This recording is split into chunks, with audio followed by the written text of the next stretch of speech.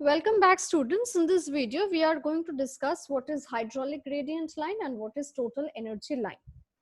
Now, first, let us see what is total energy line.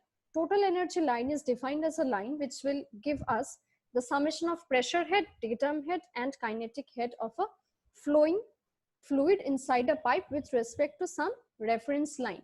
So, suppose we have a pipe through which water is flowing or any liquid is flowing, and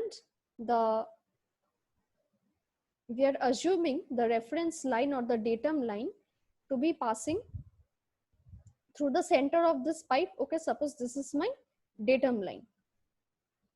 Let me just write it down. This is my datum line or the reference line.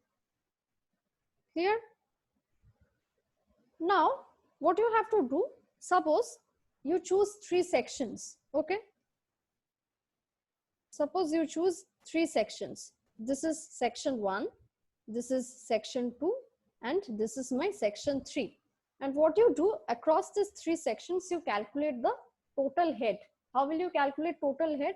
The total head will be calculated by finding out the summation of P by rho G. P by rho G. Okay, I am writing rho as P because it is difficult to write it here. Then you have the kinetic head, which is equal to V square by 2G plus you have the datum head. Okay, so this is my total head. Okay, total head is equal to, this is pressure head, this is kinetic head, and this is the datum head or the potential head. Okay, so if you find the total head across these 3 sections, this is one section, this is second section, and this is the third section, and if you plot the value of total head with respect to this reference line or with respect to this datum line, suppose the value of total head for this section has come to be somewhat over here, okay, with respect to this reference line. And for the second section, the value of total head, that is the summation of pressure head, velocity head, and datum head, has come out somewhere to be here. Okay, and for the third section, suppose the total head has come out to be somewhere here, okay, with respect to this reference line. So what we have to do, we have to plot the values of total head with respect to a datum line or the reference line.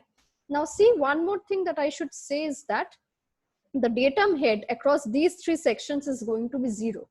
Why? Because we are choosing the datum line passing through the center of this pipe. Okay, now what is the height of this section with respect to the datum line? It is 0. For the second section also, the datum head is going to be 0. Okay, because there is no difference in height between the pipe, center of the pipe, and the datum line, and for the third case is also, it is going to be 0. So basically you have to plot the ordinates, which will be the summation of your pressure head and the velocity head. Now when you have already plotted the ordinate, and if you join these ordinates with the help of a line, so this line will become your total energy line. Okay, this line will be your total energy line for a fluid that is flowing through this pipe. This is TEL. It is abbreviated as TEL. Now what is hydraulic gradient line? Hydraulic gradient line is very simple, because hydraulic gradient line involves the summation of only 2 heads, pressure head and datum head, and it has excluded the velocity head.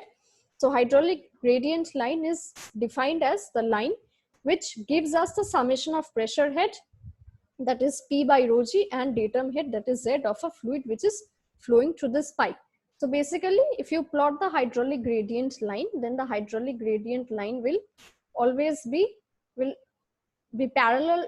Sorry, it's difficult to draw like this. Anyway, so the hydraulic gradient line will somewhat be parallel to this total energy line, and the hydraulic gradient line will not join ordinates containing the velocity head. So you have to basically exclude or subtract the velocity head from your total energy and plot the ordinates with respect to the reference line. And then if you join those ordinates at different sections, then you will obtain the hydraulic gradient line. So this is your HGL, or the hydraulic gradient line. Actually, students, this line will also be a straight line, but since it is a freehand drawing, it has become curved. So that's it. We will move on to the problem which we were discussing earlier. Okay, till then, take care. Goodbye.